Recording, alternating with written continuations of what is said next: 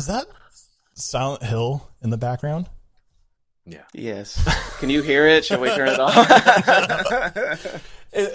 That's really funny because like I actually have a question that I want to ask you guys about the whole like maybe I heard Silent Hill stuff, but like first off, I just want to say like after listening to your album Mahjong, I think I'm saying that right. Yeah, close enough. Mahjong, yeah. Mahjong, okay. Well, I'm just happy to say, like, holy shit, guys, holy shit. Look, the album, you're welcome. It's incredibly ambitious. It's very cinematic. Is there like a big sigh of relief to finally have this piece of record out in the public? Yep. It's it's definitely relief. I mean, every time we put something out, even just a single, it's always just like a day of just letting go of this thing that has like been ours. Mm-hmm. And now it's no longer just ours, so it's like a whole process of like, I mean, I don't have kids, but it's like sending your kids off to school or something. It's just like, okay, bye. Like, do your thing in the world. Like, I don't, like you've done so much for me. So thanks. It's up to you now. Yeah, for real. So, Yeah. And these kids, they originally like started as like EP, right? It was like Mantras and Mahjong like were like a EP, right? Yeah.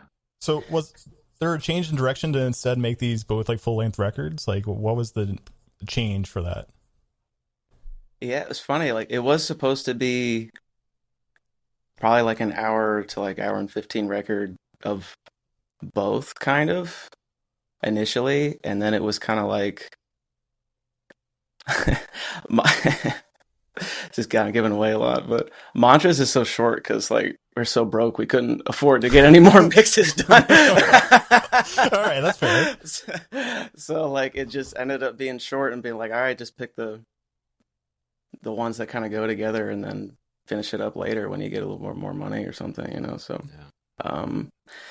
and then I'm glad it worked out that way because it ended up being, when Mantras came out, it was so honestly in big part thanks to you, Burp, like For real, yeah. like kind of started doing numbers for us, so like it has already kind of changed our lives. And then like a lot of this record is about that period of after that record came out, and I mean it's filled with a few old songs too, but so it's just it definitely all came from that first demo though of the Mantras and Mahjong stuff.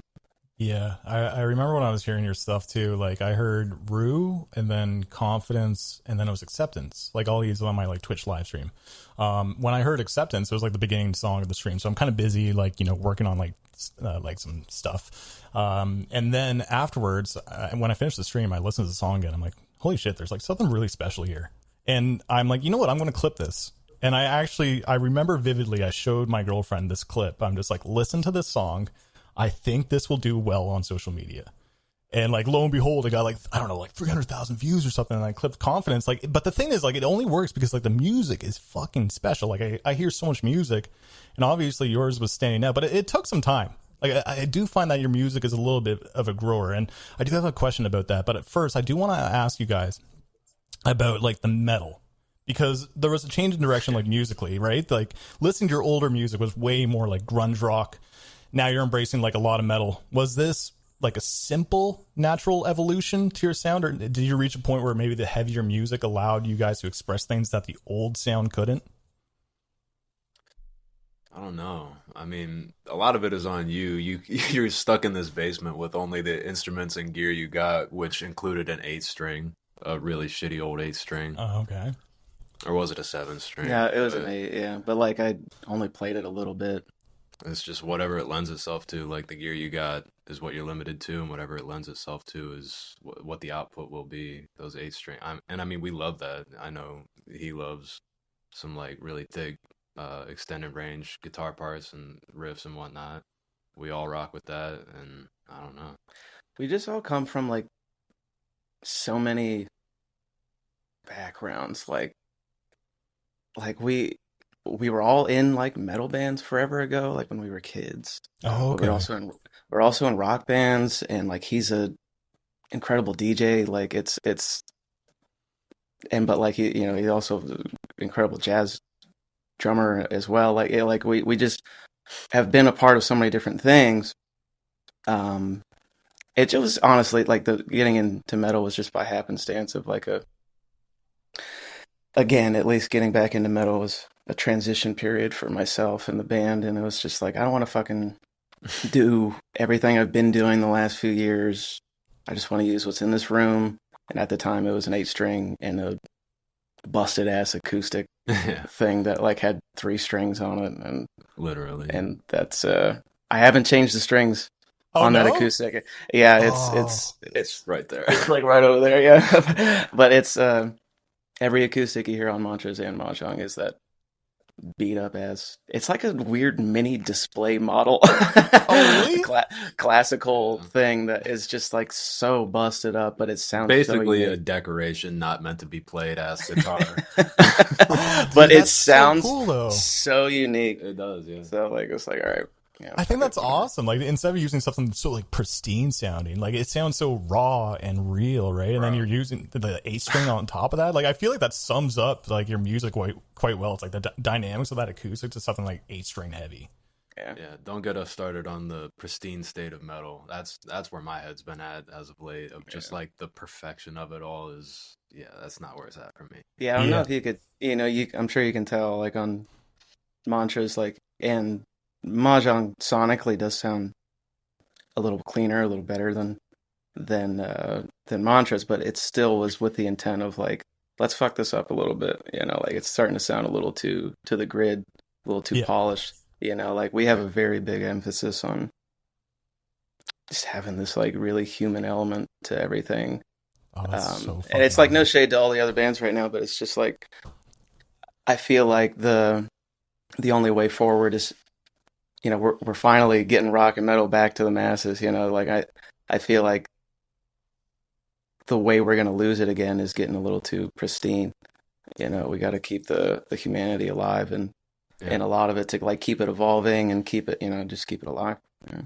Dude, that's so fucking awesome because like I think we're at a tipping point right now where like, with AI music and things sounding way too perfect that there's a craving. I can tell from my own community, people just want more real sounding music. So like, the revival core stuff, like bands that are bringing back that old school like emo metalcore like stuff is like making a resurgence because it just sounds way more dialed in. But yeah, so like I did notice that, especially like, when it's like stripped back with just like acoustics, like absolutely. But you guys have been doing this, I think, since 2017, right? So is that right? 2017? Like Asava? Ish. Yeah, I mean, like it's, total took years to even like put something out, but like it has been, yeah, almost 10 years, So under this name. because of that though, like does it feel like validating or is it like maybe a bit frustrating that people are like paying attention like, recently? No, not frustrating at all. Yeah. Not at all. I mean, what, to get your time at all is a blessing, in this life. Yeah. And for however long you have it, if it's for the rest of our lives, incredible.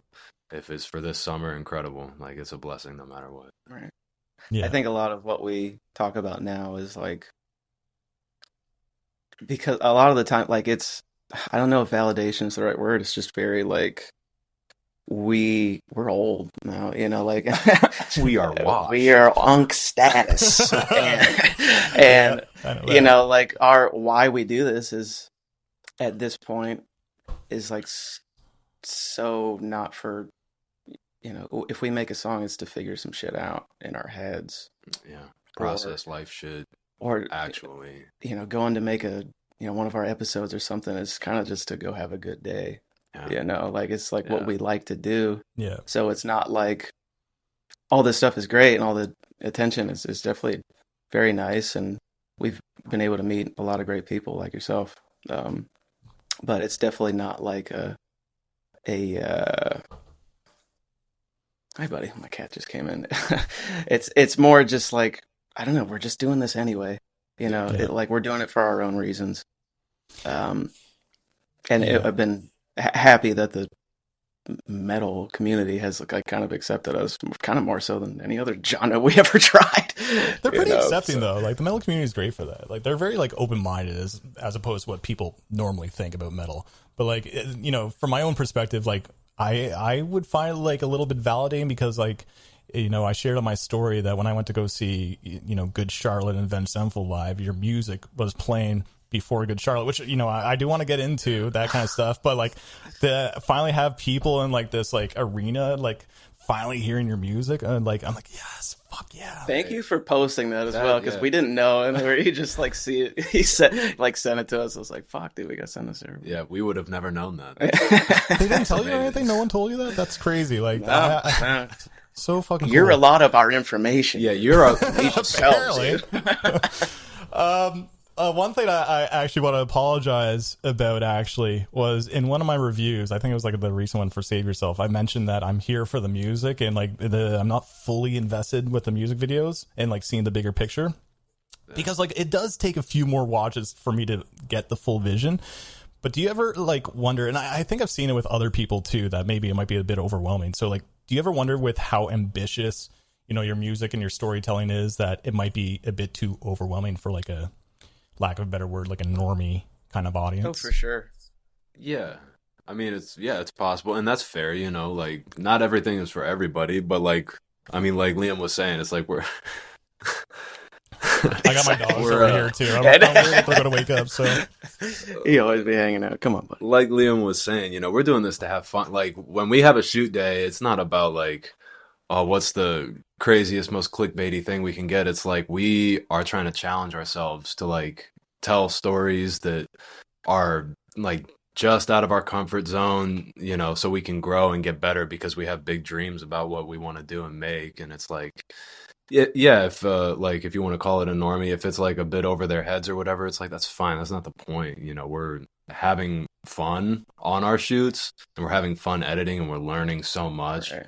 And that's probably what's first and foremost for us. Yeah, it's very like what finally kind of worked for us in terms of like some sort of, you know, attention or online success or whatever was when we fully committed to not giving a shit what other people think. Acceptance. Acceptance. Like it was like genuinely. So we've just followed it ever since. It's just like nobody else exists. What do we like? And that's it. And you know what that is. And I know what that is. Yeah. But yeah, it's very and beyond what we like, it's like how do we push ourselves? Every time we might get into some weird ass territory like Valhalla or something, you know what I mean? But it's very, I don't know. We're just like fuck it, you know. Like we're here once, you know. Yeah. Let's just keep making. It's not the goal is to not like how many number can we have? How big can a number be? What is the biggest number can you think YouTube can generate it? I can't wait to talk about Valhalla, man. I can even like relate it to like being a content creator, because like the more like, you know, when at the beginning I was maybe like being influenced by other people and watching other people and what they do and stuff, but like the more I just kind of embrace my own like stupidity, like my grammar is not perfect and stuff, like and then like people tend to gravitate towards that the more I became like myself on camera. It took a while, but like I can definitely relate to that in like in a different kind of context.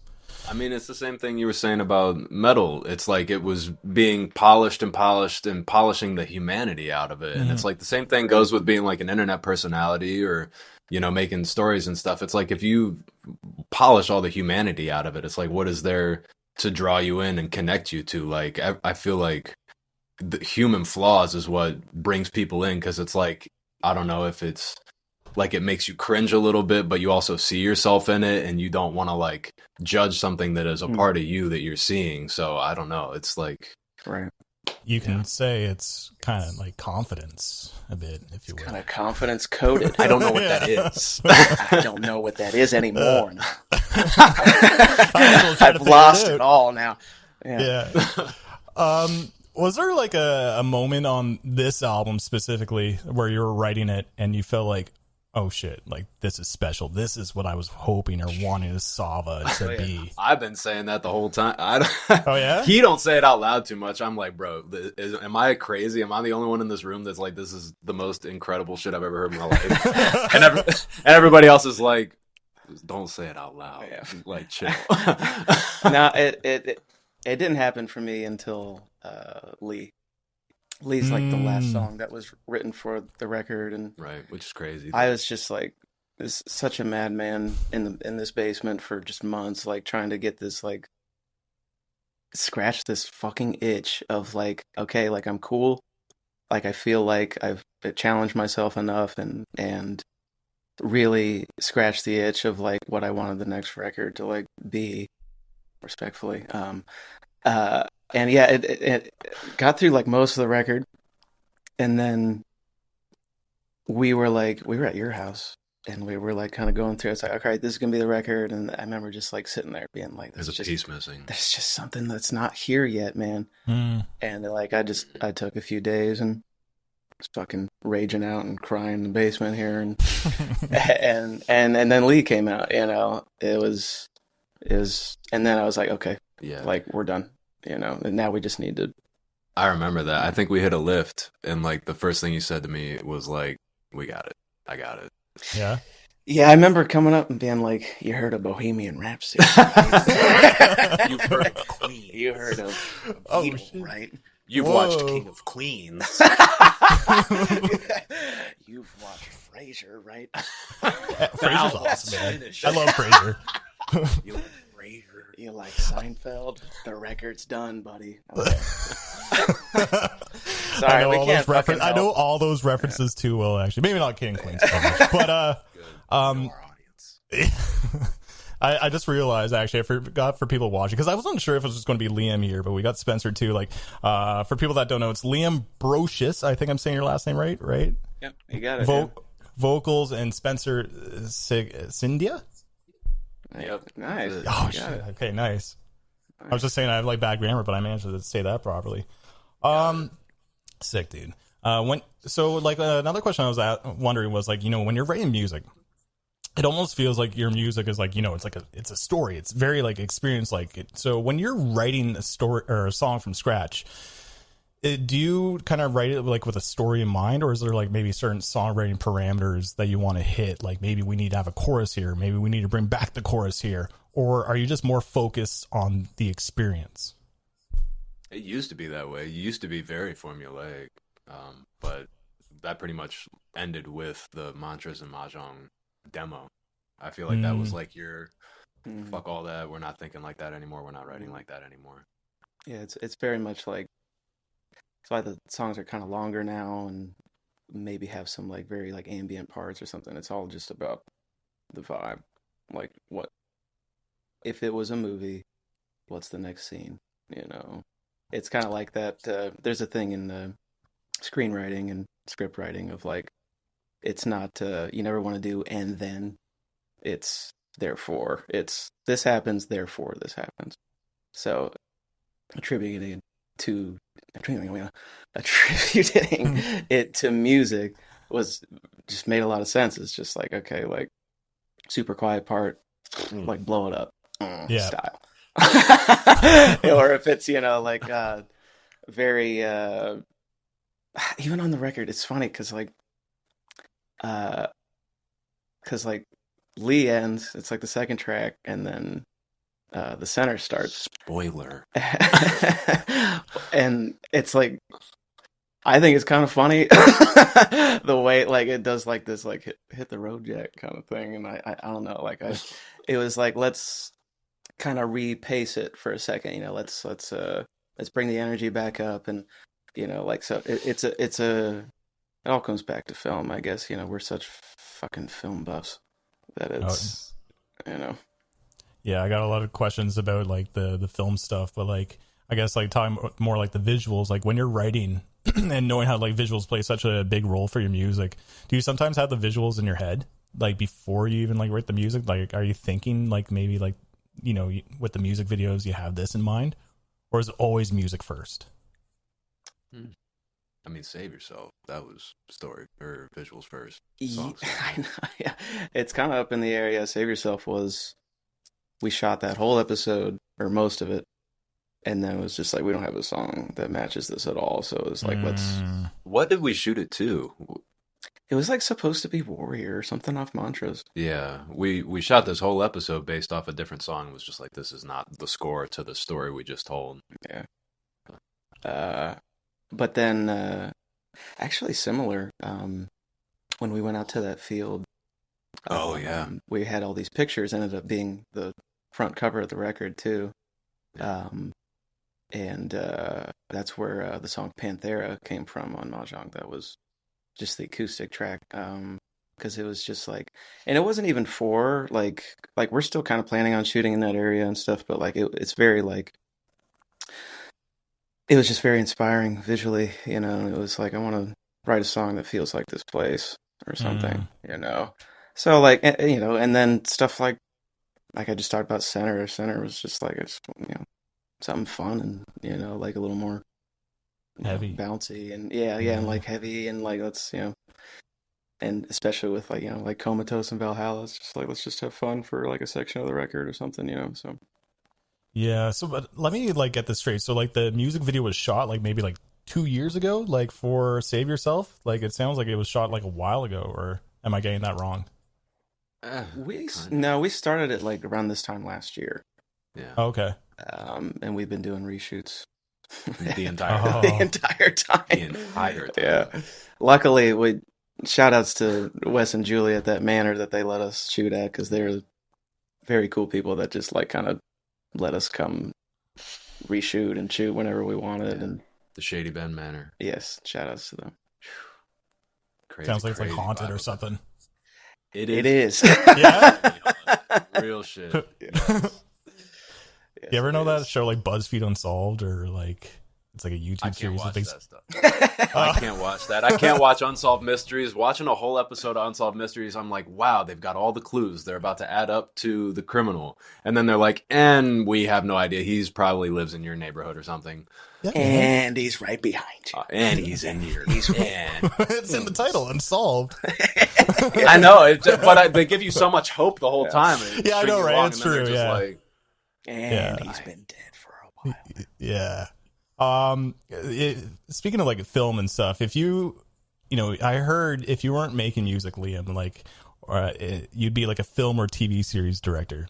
But let's say this album does like, you know, incredibly well. Time and money is not an issue. You have all the money, a financial backing you could do. Would you want to turn this whole record into a film? whoa. No, I'd probably just make a new record with a whole Yeah. film around Or it. film and with Yeah. a soundtrack. Or film and make the soundtrack for it. Yeah. Okay, for that's real. fair. It's pretty, like, our goal as a band and like as our kind of inner circle of even people that aren't necessarily in the band, like my wife and other people that like are very involved in this project, know that like we're gonna do music probably for the next 10 years, because like we keep saying the job's not finished with music, and maybe not hang it up, but like go full tilt into film if we can, you know, film and TV and stuff. So Yeah. might just, you know, have the next 10 years worth of music, which is a long time, you know. But that's funny, like even our management and label now, like our very first meeting was like, Told you I got a that dog. scared me. I know. I'm sorry. No. Our very first meeting with them, like it was very like, they know the deal. They know very much what they're signing up for with us, and they've been a pleasure to work with. And you know, they didn't bat an eye when we were like, we're making a 10-minute music video that isn't even a music Half of video it at is all. not the song. It's not the song or anything, you know, yeah. like, because they know, like, you know, we're even, you know, they're trying to hook up like screenings for our stuff and like try and get us involved in like, you know, more film stuff and connections and all that stuff. So like they know the deal, and That's awesome. it's really nice to like, I don't know, they're an absolute pleasure to work with. So. Very cool. Like, okay, but like, say again, if like you had the time and money and like maybe you did write a film score, But like, I just want to know like maybe some of your inspirations, because I am seeing like some True Detective stuff. But like, correct me if I'm wrong. But like, what would your like dream cast be? Like, if you were able to have some actors, also maybe who would also like a director. Like, what are like a director that you would like to maybe like co-direct or like be a producer?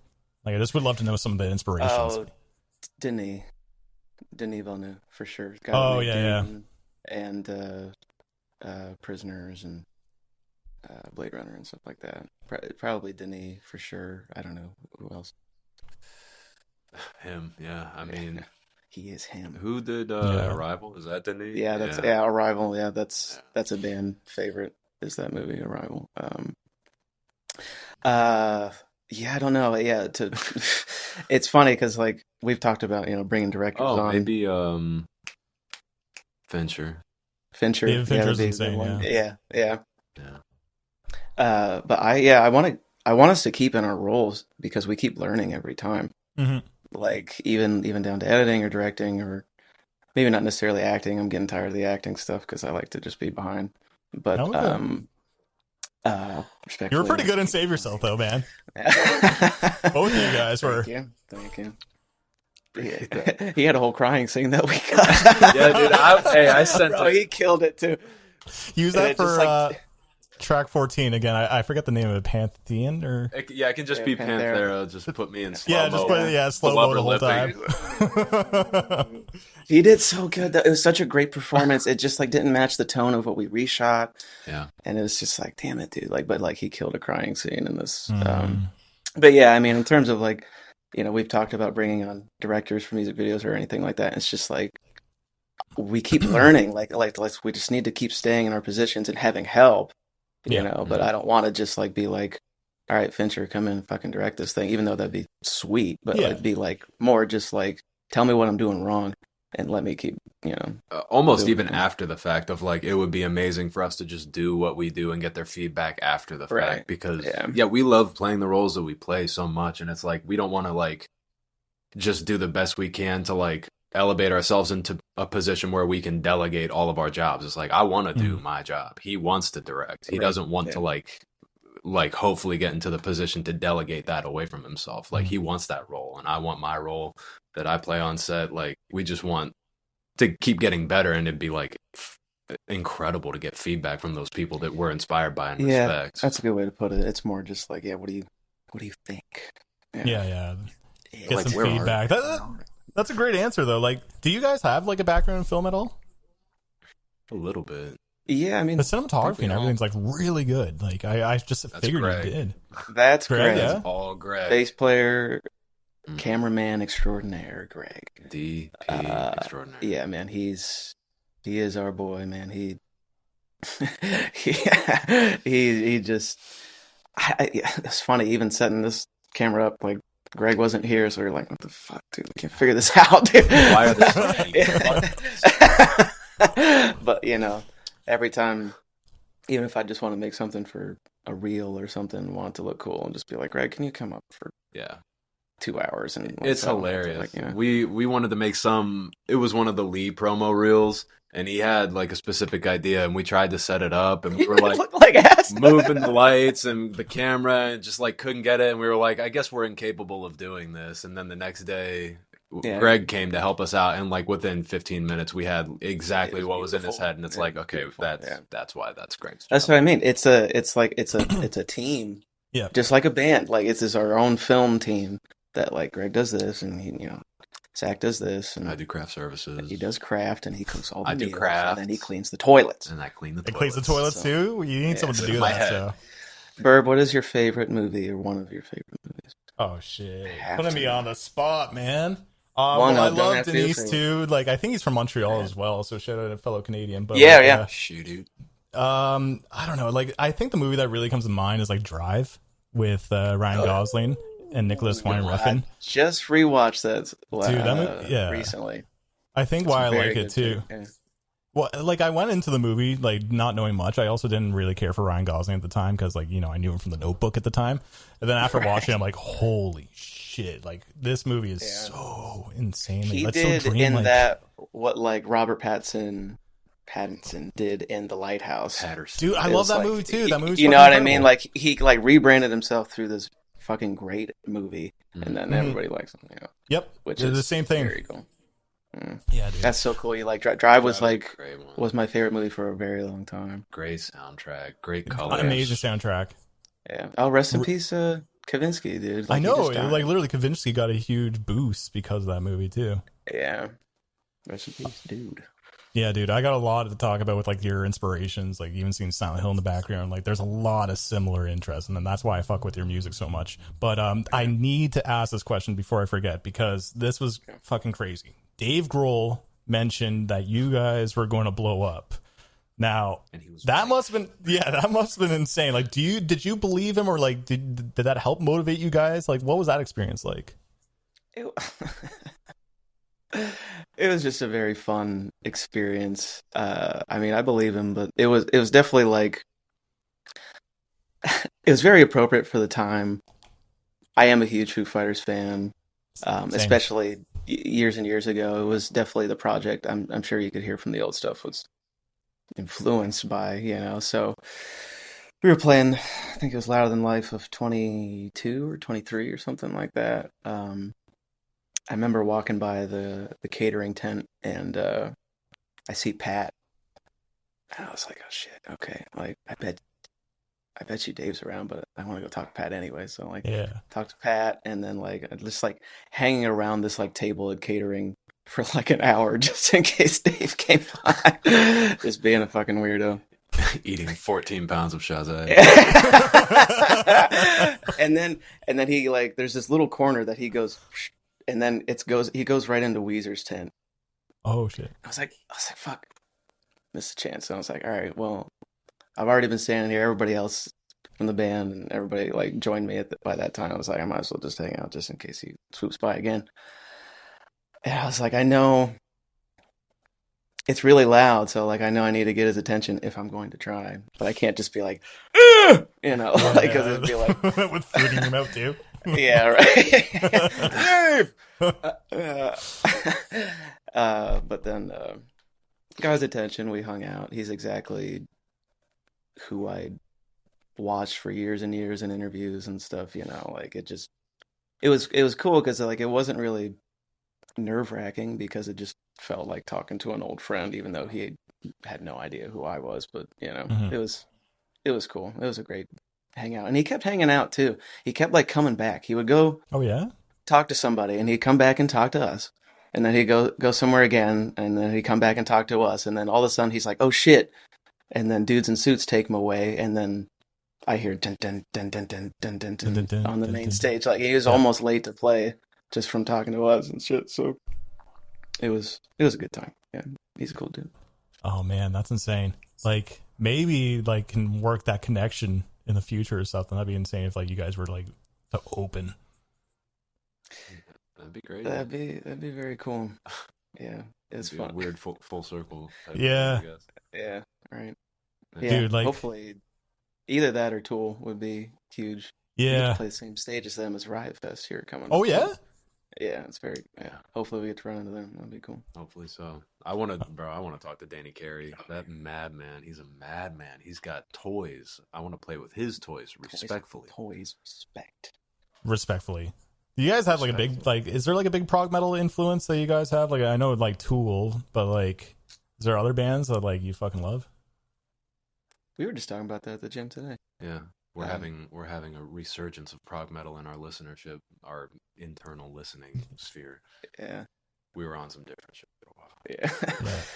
Yeah, I mean, definitely like Animals as Leaders and Oh yeah. I don't know. Yeah, Fucking just Thornhill. Thornhill's Yeah, I mean, Ripped Thornhill. I don't know if I'd call them prog necessarily, but man, yeah, like need another record from those guys soon, dude. That was like our favorite record last year. Yeah. was Bodies. Their old shit was very like proggy too. I just wanted to shout out like my love for Foo Fighters too. I think they were like one of my first like bands that really got me into music. Them and like Nirvana. I remember when I heard All My Life, I'm just like, holy shit! Like it was like the screaming in the bridge a bit. And I'm just like, oh, I love this. This is so It's cool. funny. We can't even get away. We're rehearsing for all these shows we have coming up, and we can't get away from what we have done and what we have learned from like Foo Fighters of like this kind of like how to present yourself in a large setting, or even if you're not in like an arena or something, you know what I mean? Mhm. Like how do you do these kind of like big band things? And it's just like even though we're doing much like heavier and darker stuff now, it just hasn't gone away in our live show of like kind of how Yeah. to do this like very I guess like on the nose, like kind of just like big rock show Yeah, kind of thing, big you know? band in a big space type shit. Yeah, like even if we're in a club, it's like we're still gonna play it like it's some huge place. Like I don't know, we just can't get Gojira. away from it. Yeah, Gojira style. Yeah, Gojira's fucking insane live too. Um, I wanted to ask you guys about like, I discovered that you were on, now I don't know if this is how you say it, MDDN management. I don't know if it's just Madden because it's the Good Charlotte guys, but so it is Madden, or is it just Yeah. MDDN? Yeah. Oh, okay. Well, yeah, it looks like you guys are on Madden management and then also Atlantic Records. I'm just wondering like what that process has been like, because were you guys like fully independent before this? Yeah. Mhm. Shit. Yeah. Yeah, So- CD baby out the basement until now. Distro Kid and yeah, all that stuff until like months ago. Dude, I don't know. You go. Shit. What has the I- process been like? The process has been long and arduous, but also an incredible like learning experience. I mean, they've been really gracious and patient with us, like going back and forth about the contract and whatever, and like making sure we understand and that they understand what we want, or what we're not comfortable with. Like they've been very gracious and patient going through that process with us, as well as our management team, like liaising it, and our lawyer that we magically somehow acquired through not them. That just kind of like serendipitously worked out. It's been, yeah, I mean, it's been a huge learning process, learning Yeah. big words and learning like the legalese of it all. That's I mean, the it's takeaway. just there are so many big words. I had no idea that they even. I didn't know that they Existed, came in yeah. that size. Yeah. And a lot of people actually hate that. And I know what they are. And now. I know what that is. I know now. Yeah, I mean, he's put it pretty well, honestly. They've been very patient with us. Like, we're very much just, guys in a basement in Ohio, Mhm. and like have been that way the last Forever. And like they've been very like, a guiding hand, and not being like too, they, I don't know, they're just an absolute pleasure to work with. I'm really glad we went with who we went with. And Yeah, it's pretty significant though, because like especially if you were fully like independent before, because like I did not know they also had like Bad Omens, Architects, Poppy, and stuff under their repertoire. Like those are massive names. Just seen Liam Asava was- on the website. Sorry, go ahead. Yeah, no, sorry to interrupt, but Liam was talking about that not too long ago, like years ago, about like I want whoever did to Bad Omens what they did to them to us, specifically that, and it kind of like through the ethos happened just like that. it was weird, yeah, because we got on his name's Joey Simran. Shout out to Joey. The first call, like we didn't even really know who they represented or anything at the time. And then, we're talking to Joey. He's just like so cool, and just like it was the first, we went through a million of those meetings of like people that were interested, and like we're very lucky to have that kind of thing, but it did get a little exhausting. Mm. I'm like very impersonal. All of them were Yeah. very impersonal. Just like, hey, Asava, you guys do numbers. We love your music. We love your song. Just Confidence. data-driven. Confidence. Okay, appreciate that. But yeah, Yeah. then we talked to Joey and guys at Madden and Adam and all those guys, and it was just a difference. They were very. We were just talking about the Matrix. Yeah, we talked about You the know? Matrix the whole time. Like Well, that movie's insane. Like that movie's amazing. So how could you not? Yeah. Period. So yeah, they've made it very, very, very easy for us, or as much as it can be, and they're very much on board with like, this is the long game. It's no like quick kind of shit, and it's let's keep working on the film thing Mhm. Mhm. very just as prominently as the music, So and they're all cool people, and it's like that just checked off every box that we wanted. So And they've stayed Awesome. consistent, which is also super important because it's like it's one thing to make a great first impression, but it's been months now we've been working with them and going back and forth, and it's just so consistent. Anytime we need to hop on a call to talk about some whatever the hell, they're always ready and available, and they're like patient with their time. You know, they're not trying to like bump us off a call or like, you know, getting bored with whatever it is we're doing or trying to push us in a direction. They're just like super consistent and thoughtful and gracious. It's been great. It's, yeah, you know, it's exactly what you'd hope for. It's just crazy to like it was get already it like fast that. enough. Like I genuinely wouldn't want it to be any faster, or like Mm. even a bigger audience like so quickly or something if they could or something. Like it's like we've been really very like, because then it allows us to like make the things that we want to make and how we want to make them, Mhm. and like prepare for like shows the way we want to prepare and all that stuff, rather than like here's a million everything. It's like I don't want to do all that shit. Right. Like we're still just unks trying to Yeah. make stuff. Give you the It's money, hard but to let you teach these figure old it out. dogs. Yeah. Right. Yeah. No. That's awesome. Yeah. That's really Gradually cool. growing into these positions. Again, I was just, I was like really like stoked when I saw that and found that out. I'm like, no way. And then like they also got all these bands. Like that's so cool. I mean, genuinely shout outs to you, dude, because For like real. we were kind of cruising after like Mantras came out, but then like your video really did wonders. So like, thank Thank you. you. Like the thank you for the music. Like it's crazy. Like the social media stuff is just nuts. And like, I do want to like, I do have a question about like the, the clickbaity stuff, but like, fuck, it works. And like, I'm just trying to push good independent artists that are out there, and your music fucking stands out. Like in the sea of Appreciate so much music that I hear, like those vocals are chilling. And then also the way that the music flows into them, it's just like, it's so story-like. It's so unlike like the big breakdown and having a generic call out or something. Like your music just doesn't have those cliches. And I really, really like that. Well, it's like we're like we said before, like we're into metal, but like we're not, we didn't come up in the scene or anything, Mhm. or not really even a part of it now. It's just very, like Still not arrived in the scene. we like a few things here and there, and then other genres we like a few things there, and other genre, it's not like we've been born and bred metalheads or something, Mhm. it's, or like, this needs a breakdown or something. It's like, Yeah. how do we infuse the other things that we like while still liking it? Sorry. I kind of forgot what I was going to say there. Around. We can't. Yeah, we're fighting against God to keep it. Just neutral. Yeah, That's all good, man. it's- I just forgot what I was going to say now. Actually, no, shit. Actually, I do remember. And, like the reason why your music to me also sticks out is because, like, I always say some of the best music is when it doesn't have a specific genre. Like you guys, like you can be called cinematic rock, but you can also be called cinematic metal. You can also just be like a rock band or alt metal or prog metal, like in a bit too. Like there's so many different things. Come metal.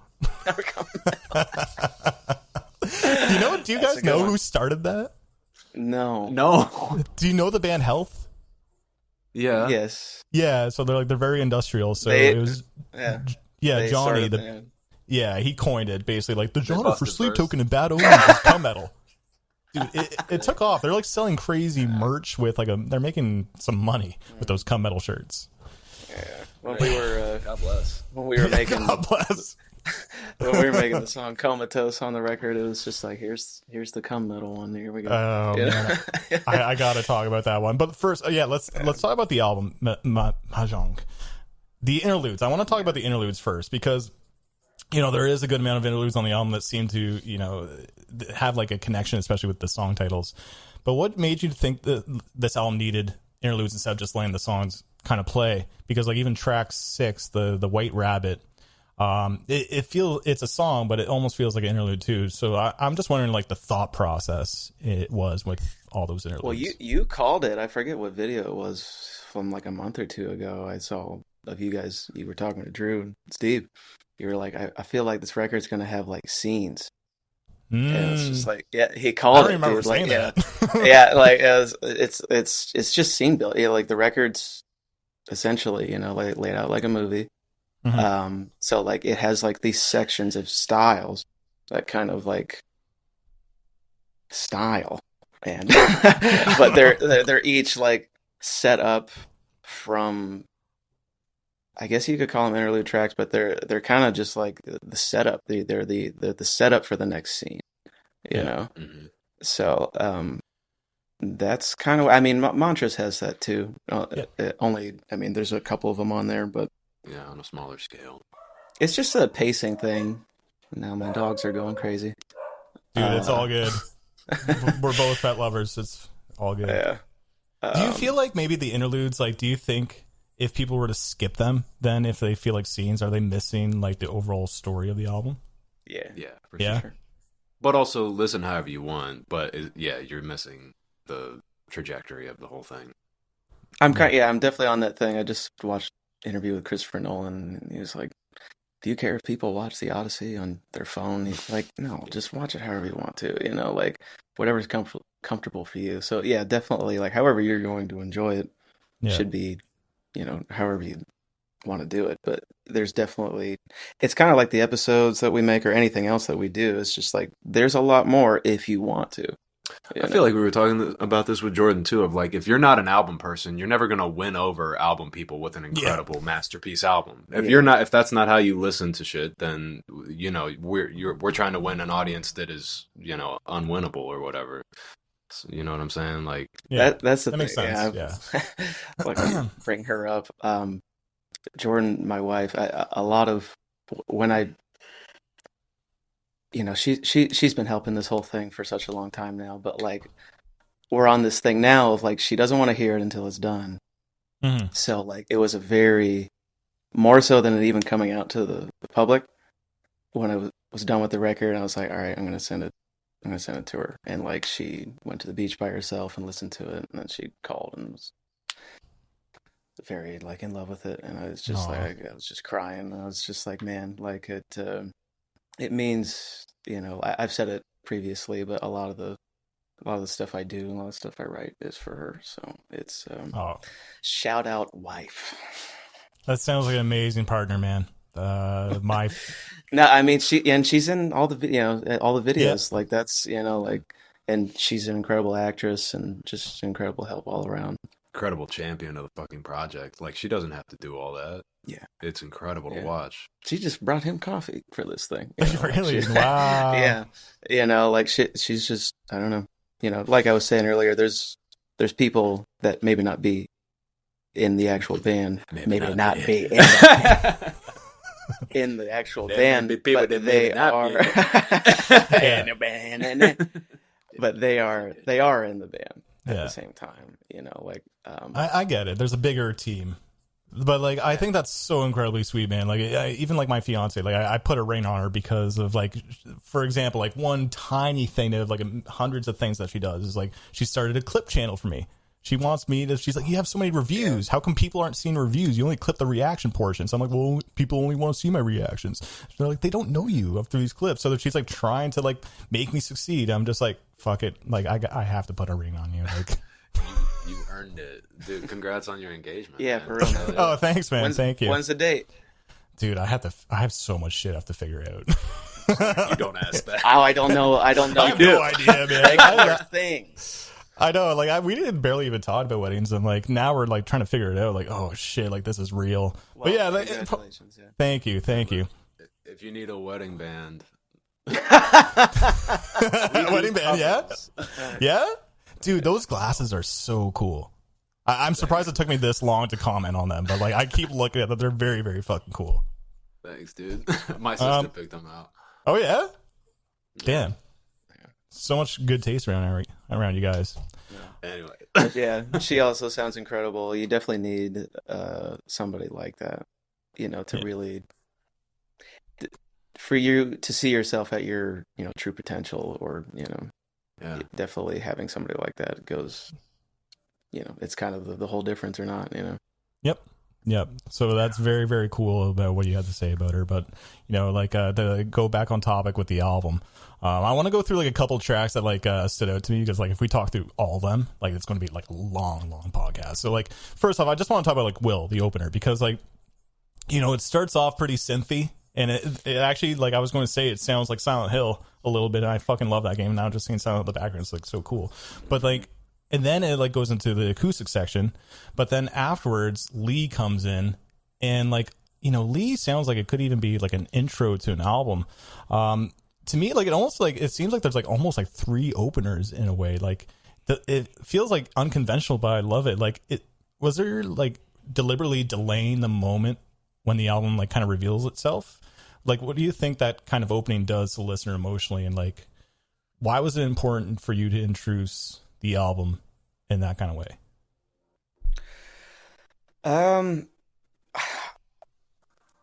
That was almost one of the hardest parts of the record was having the perfect intro for it. And it became very easy once it was like, this is a part 2 to Mantras. Like, these albums are connected. Mm. So it became very like, well, like we were talking about earlier, like Mantras ends, therefore what happens directly after it, Mm. And the way Mantras ends, it has like a Silent Hilly kind of sound. So like, and it fades out and it fades into similarly, like kind of bringing it back, and then And hearkening to the acoustic. Gotcha. Just really raw, haunting. Will was it was just an acoustic thing for a while. It's so funny. It was just that intro for a very long time. And Lee actually came from trying to make a song out of that intro. Mm-hmm. And like a few other songs were like tried to make a song from that intro and just nothing worked because that little piece is just so strong by itself. And like everything else that was trying to make a song out of it or try to use those lyrics or that melody or anything just like wasn't living up to that intro. Mm-hmm. So it was just like, oh, well, there it is. You have your perfect intro. If it's just an intro and if it's that strong, you might as well just use that as the intro for the record. Yeah. And then, yeah, it's funny. I didn't even realize until the record was like done of like how much like of this delay of a start that it is. Like by the time that like big chorus and Lee kind of comes up, like with like finally kind of gets to like guitars and drums and stuff, like it's a good 5-6 minutes or something. But that's why it's so cool. It's like it's unconventional rather than like, oh, like we should have like an intro to an album that sounds like this or something. Like it's I didn't even know like it segues from Mantras like that. I need to listen to like Mantras again to properly experience it, because like I've just been listening to this album a lot lately, so I had no idea. But like to me, again, it's just unconventional. I think it's really fucking cool. I can't wait to have my reaction out for you guys to see. But like, there's a couple of songs that, dude, like the center was so cool, and like I've already reviewed like some of those songs, but I want to talk about like Comatose. The cum metal song. It's a weird, it's a bit weird, but like you guys are like playing around with like autotune, which I think is really cool. When I hear it, I'm not like taken back, like I am, because like, oh, this is different. But like the way that you're using it is like a tool, like Kanye West would do or something. Or like you don't overuse it like T-Pain, but like when you're, I guess my question is like when you're creating a song that like what was the thought process in creating a song like Comatose that infuses a lot of pop and maybe other ideas found in hip hop? Drugs? No. Or pills. I thought it was gonna be Valhalla, to be honest. It was Comatose specifically was like, I don't know, like I got really into Comatose. It's funny, Comatose and Again and All This Time are like kind of old songs. Really? And they're kind of the most like, I don't know, pop, mainstreamy sounding stuff on the record, but those are the oldest stuff on the whole record. But yeah, that was like a year and a half ago. I got really into like Doja Cat and some other stuff that was just like, and The one dude, Live. oh, yes. Yeah, hugely Him. Inspired by him. Live, Lith, whatever his name Oh is. yeah, I've never heard of him. L-I-T-H-E. Okay. Yeah. Yeah, and it was very do you know the band Sun O? Dude, they're crazy. They're very like they're like a little noise rocky. Yeah, it's always like this thing, like we were talking about earlier, of just like how do we infuse things we like. Mhm. It's just like, what if it's like Doja Cat meets Sun-O by the end of it or something, you know? Oh, that's And weird. Which is a fucking incredible premise. yeah, Yeah, so that's like very weird. I remember talking to our mix engineer David, shouts to David, and shouts to Jake. We need to talk about Jake before the day's over. But I was just like, you gotta make that guitar tone the sludgiest fucking thing, Yes. you know, Yeah. like for the whole record, like I don't, for that song specifically, so that by the time it ends, you forget that there was ever 808s and shit. It was just Mhm. like it's like super sludgy guitars and stuff. But yeah, I don't know. Yeah, especially like that going into Valhalla. Valhalla was like all this, dude. Like that The beat DJ, and like like, the all, yeah, like that's why we wanted to make him, like do the whole video of like he's like this DJ and all this stuff. Like, cause bro, he just had a show the other week or like last weekend. It was we got so down, and I had such a good Cut time. every rug. We cut every rug that there was. But yeah, sorry. Yeah, I don't want to start going off no, other stuff. I want to talk before- about yeah, you're done. Valhalla. That song is fucking nuts. Like that. Okay, like I want to know how that song came to be because like the dark techno beat with like something that's like metal infused. Like, was that like something that you had the idea in your head, or was it just you like kind of messing around and that just came organically? I mean, we've been, I mess around with like synths and stuff and whatever. I don't know. Always have been. Yeah. And he was like taking a liking to this, some of the ambient stuff I've been making. I make like these big ambient soundscape palettes because he's always like, for the longest time was ripping them off YouTube. I'm like, bro, I can do that. Like, don't be ripping these YouTube video audios. They suck. So I was making those and he'd like grab one here and there. And then he sent me a reference track. He was like, can you make something like this? And it was this like deep techno thing by Drench Chrome. And it was like, it had like an acid bass to it. And I'm like, okay, I'm familiar with that sound. I know how to make that sound. And I was listening to this other like dark industrial techno song called Keikari by Volta or something like that. Okay. I think it is. And I was just like, honestly, I'm really interested in like making the deep rumble kick thing. I'm not sure if you're familiar too much with techno and house or whatever, but there's this like technique where you have a kick and then there's a reverb tail that you basically just throw through a bunch of effects and modulations, and it just makes this like really like thick, muddy kick thing that knocks. And I just was so curious to try it, so I make that and I send it to him. And then he adds some of the guitars, the screaming and the guitars of that, the first time it hits. And then, I don't know, we just got the business of, and that like, making the breakdown and how it kind of transitions away from all the techno into just the band and whatnot. Yeah, I don't know. We're just experimenting constantly. I mean, I'm over here in La La Land playing with synthesizers and stuff. And he's like on the outskirts, like, hey, that's cool. Yeah. All that other shit is kind of goofy. I don't know Give me about that. that, but I like that. Send This me is that. cool. Give me that. Yeah. I should have had that. I should have I'm had gonna that. eat the whole thing. I'm joking. I'm I'm joking. I'm juking. Dude, Valhalla, I remember when I initially reacted to it, I thought this song was like really cool. I'm like, oh, this is so interesting. But like, again, your music can be a little bit of a grower because it's just like, it is different. And it like for first initial reaction video, it's kind of tough. But like the songs, you just keep going back to it. And like when I was listening to your album, I think it was my third playthrough, but like I was driving home from like Toronto or like where I live. It's like a 2-hour drive. And, my fiance, sorry, is in the passenger, and we're like going through the album because I'm showing it to her actually, and then Valhalla comes on, and she's like, "Oh, I love this song." I'm like, "Oh, awesome!" Like I like it, but it's my least favorite single. But then we're like driving, and like mind you, it's like sunset at this time, and like the vibe was fucking hitting. I had the windows down, music blasted. I'm just like, "Holy shit, this song is like next level." I get it. Right. Yeah, I get it. It takes a while though. Is what I'm trying to say. Like. But what were you A going to lot say, of Liam? what we do is very vibe, like set and setting, image based, like we were talking about earlier. It's very like, because we just we just shot the music video for "And Again" on a beach and it was like sunny day, and we were just like having Manish style. Manish on the beach. Because it like that for and again for that song, it's sun, it's the sun, and you know, it's having fun, kind of, you know. Yeah. And we were playing that while we were on the beach, and then Valhalla comes on. We were like, turn this shit off because this is not for this is not the vibe for right now, you know. But like, you know, and again, it's not going to make sense while you're driving at night and it's like looking neon or something. You know what I mean? Yeah, Like yeah. that's for Valhalla, you know.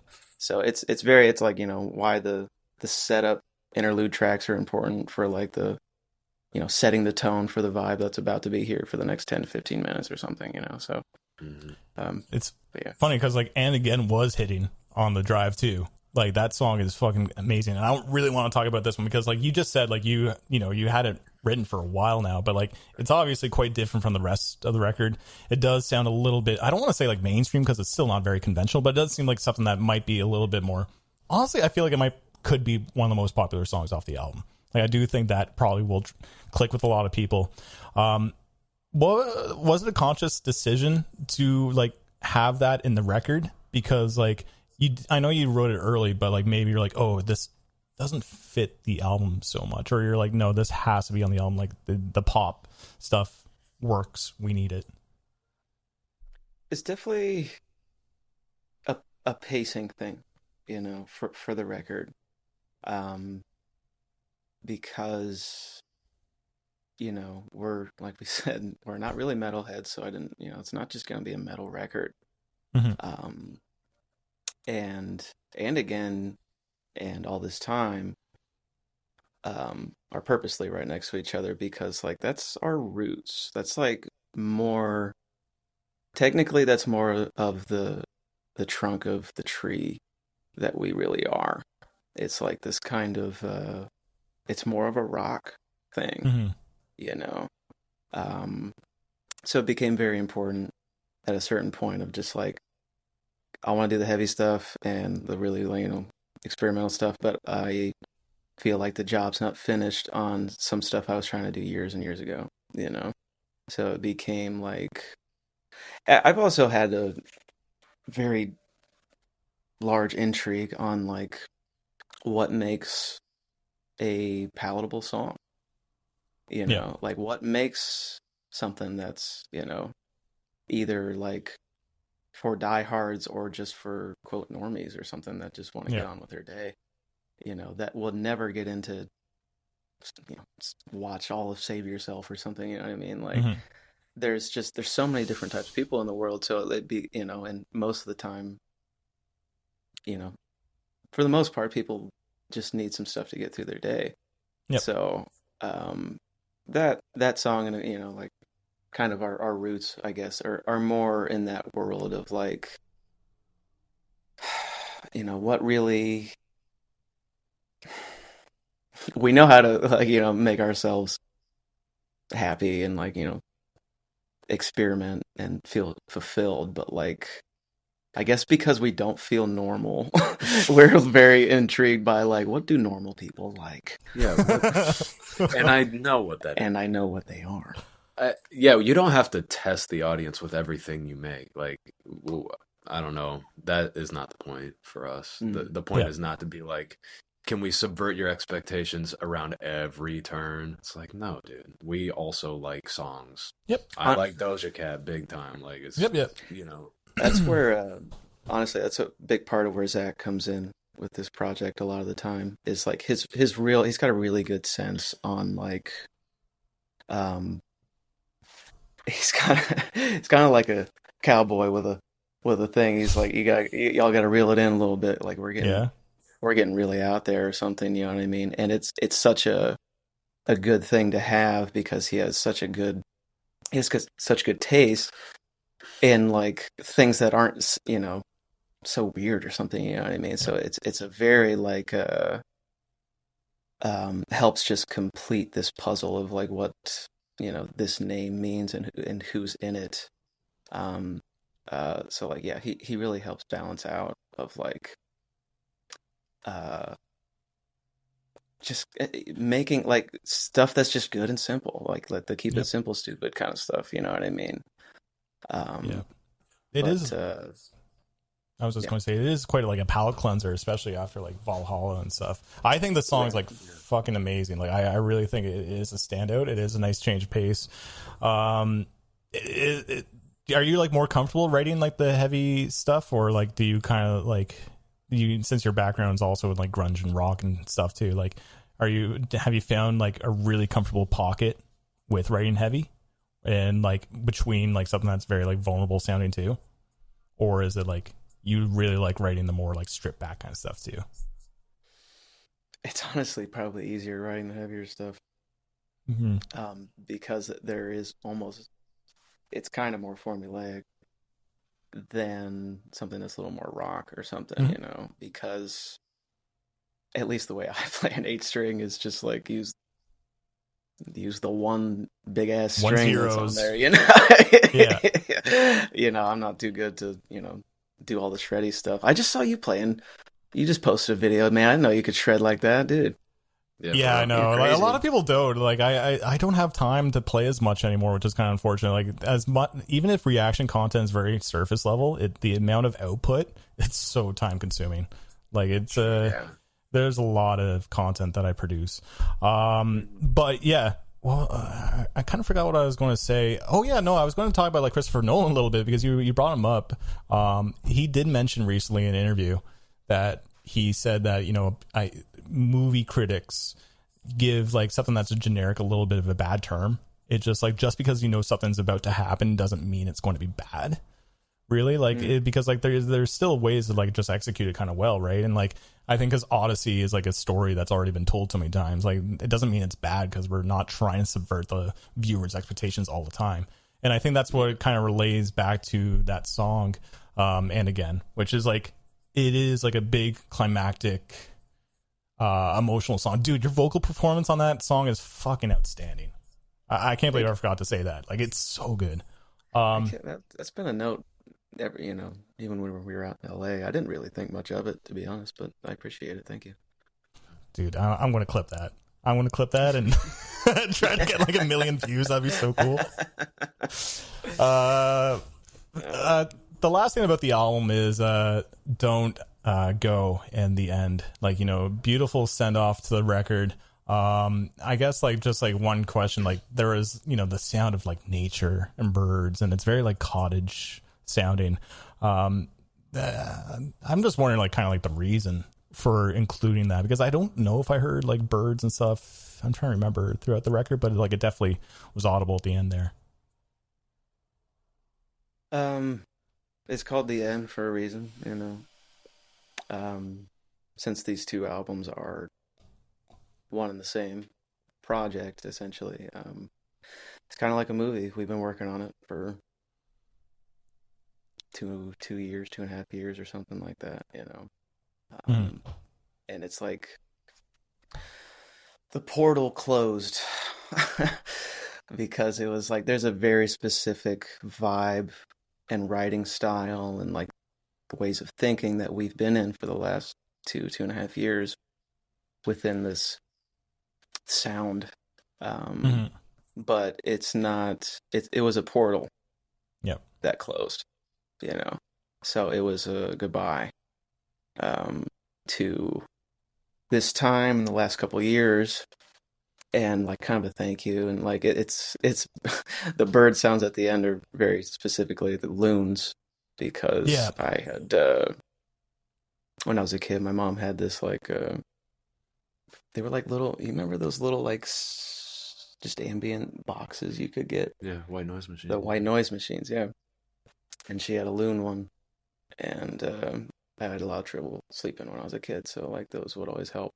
So it was kind of like got to come at peace with this, you know, like end of this era. So it, what are the sounds that make me feel most at peace? And it was very like, I love the Silent Hill kind of stuff, and put this era to sleep.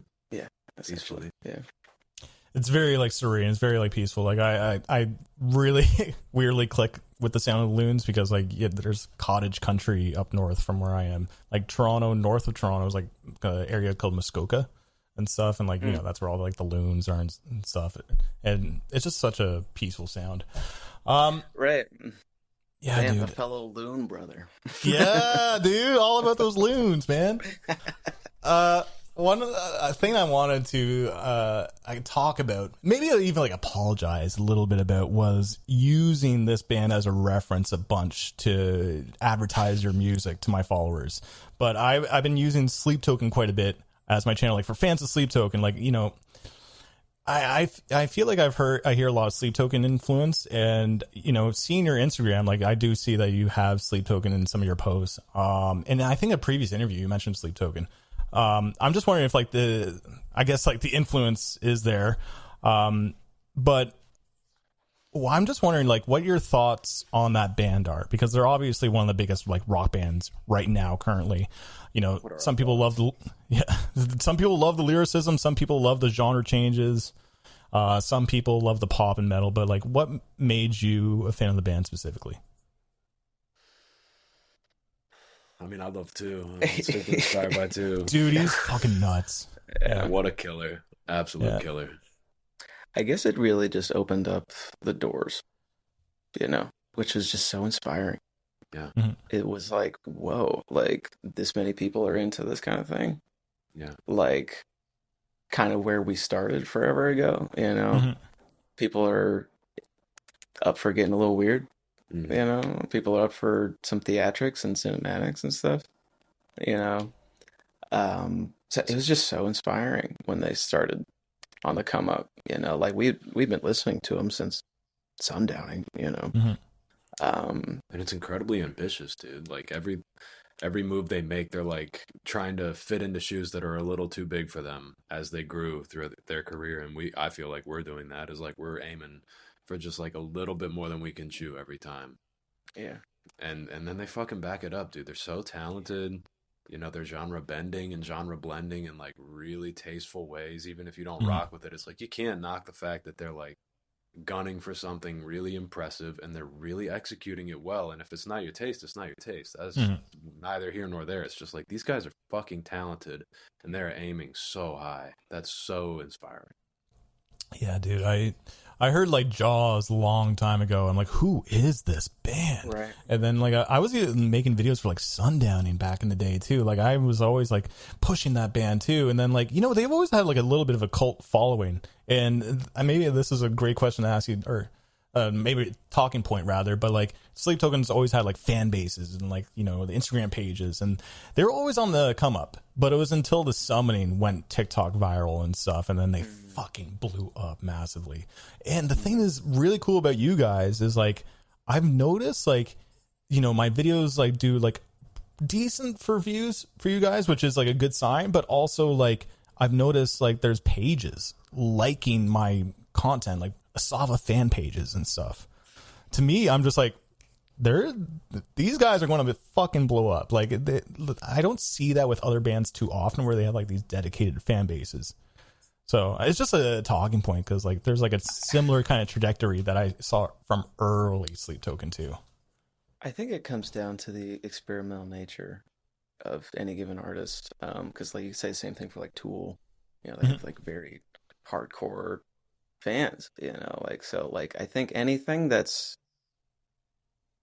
it's kind of, I forget how we always put it, but it's like you're either going to like something immediately and it'll kind of, you know, dip down, or you won't necessarily even like it initially, but then it'll just like keep growing and growing. And I think that a lot of the times just coming down to experimentation and just, you know, making things like we talked about at the beginning for yourself. Authenticity. You know, and yeah, being, you know, Sleep Token was an inspiration more so in that regard of just like, these guys are doing whatever the fuck they want. Yeah.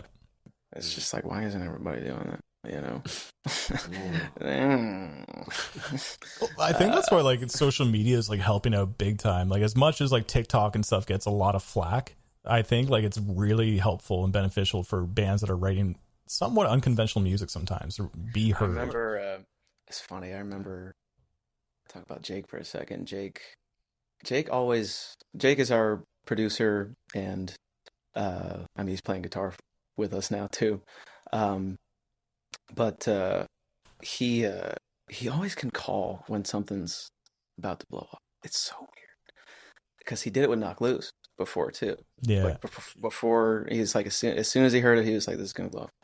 And it was like the day the summoning came out. It was before it really, did anything. It was just like, mark my words, Yeah.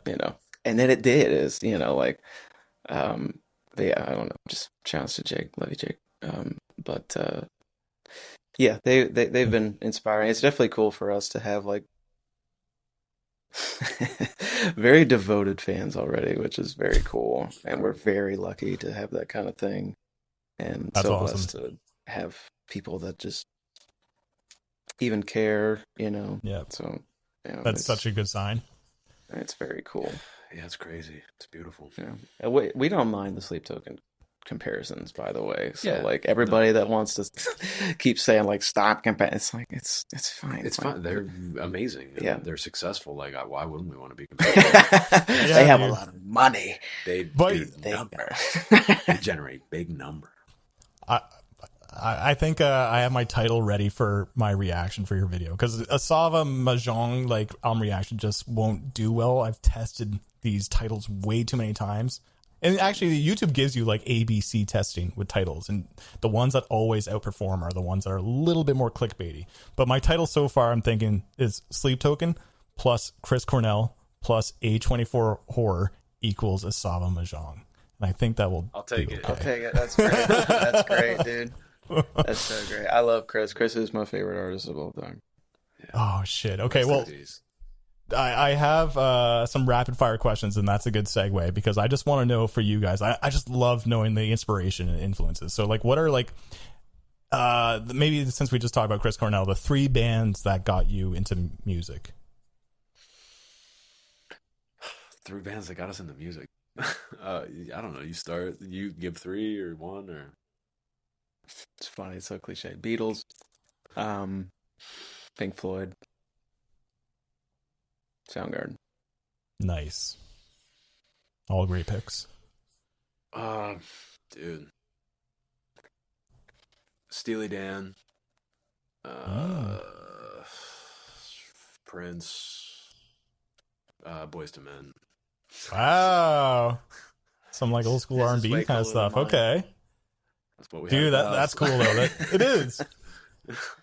All right, what are 3 bands? What are 3 of your favorite bands right now that are currently playing? Like modern Yeah, modern. bands. Shoot. Man. Oh. I'm listening to so much damn music right now. Bands or just artists? Both, whatever. Either, dude. Oh my God.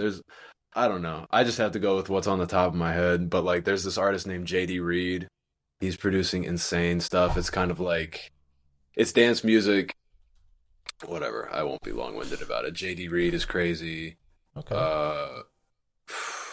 I mean the Drake 3-piece is crazy. Still listening to Thornhill heavy. I'm listening to a lot of dance music, freaky ass shit. That's cool though. I don't know. Yeah, I guess throw Sleep Token in there. Thornhill. Royal and the Serpent. Ooh. My wife and I really like. She's really cool. I've been getting into Ethel Cain a little bit. Oh, she's great. Yeah, I've heard one of her albums. Yeah, I saw a live clip of her not too long ago, and I was like, I gotta check this shit out, dude. This is crazy. And Nouveau Monica, maybe one of my favorite producers that I've ever heard. His style is incredible. I want to work with him. Oh, and Ladrones. Ladrones. Yeah, awesome, dude. I we like Ladrones, dude. They're so good. Rocking out to that. We've played that 14 times one night. No It's way. Just like, how do you even think of that? yeah, Amazing. Dude, I that's another band that I think will probably blow up too. They're already getting massive through the Latin scene right now, so. For real, yeah. They deserve it, man. They're so good. yeah. Yeah. I guess the last question, because we're already at an hour and 19 minutes, man. 3 bands that are just underrated. Shout out some underrated bands that you think are crushing it right now. Carmen Yaka. Yes. maybe not even underrated, but Carmagnac is crazy. Yeah, I would still say underrated for the grand scheme of metal and rock. It's tough. That's a tough one. I don't know. We've been in the lab for too long. We don't know what's going on all the time right now. Yeah, we're basement unk.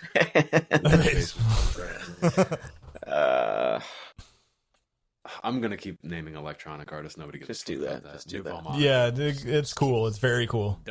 Double down on Nouveau Monica. He's fucking incredible. How do you spell it? I'm trying to find it. Nouveau Monica? Yeah, Nouveau Monica. Okay. A French guy.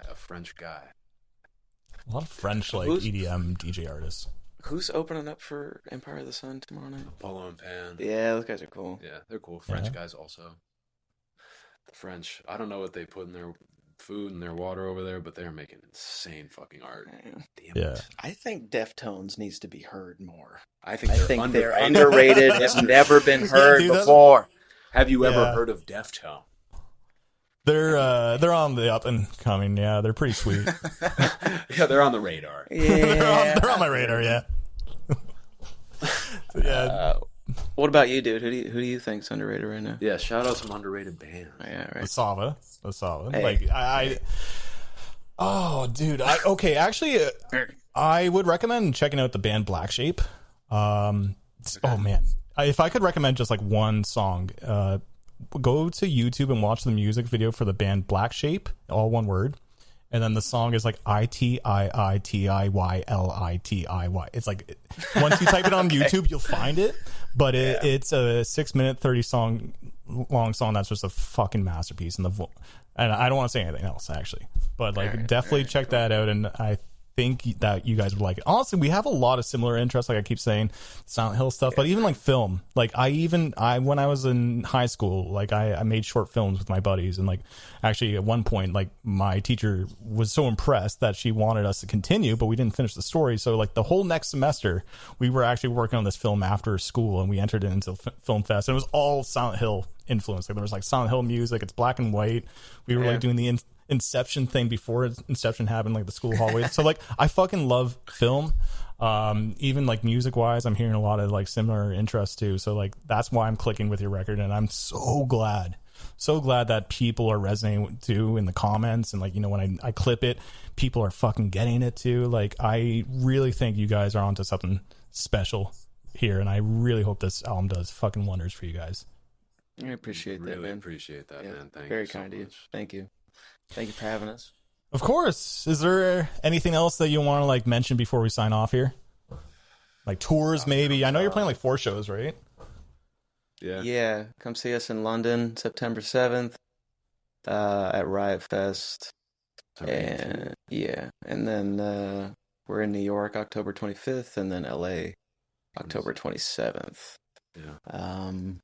Come check us out. We're gonna have so much fun. We are curating the show, and we're so stoked. Finale's coming of the How Long Is Forever series too. So We're working on it.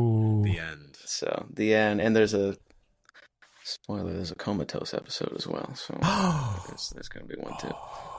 But I hopefully shouted out everybody we needed to shout out. I love everybody in our team. Thank you. Massive Love team. Burb. Subscribe. Thanks, man. to Thank you. Burb. I would love to even have you guys like on the Metal Roundup too. I know Drew would fucking love to talk to you. I think Steve is like, finally catching on. That'd be fun.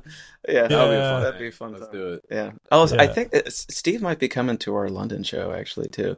Oh, I'd be so disappointed in him if he doesn't. So would we. He hit us up about it. So like, yeah, hopefully I'll be there. But yeah. Nice. Yeah, guys. Well, thanks again for your time. Best of luck in the future, and hopefully, see you guys coming through Canada or something. That'd be awesome. God willing, we'll be there. We'll get there. Yeah. All right, guys. Thank you, man. Appreciate it. You're welcome. Have a great day. Hey, you too. Later.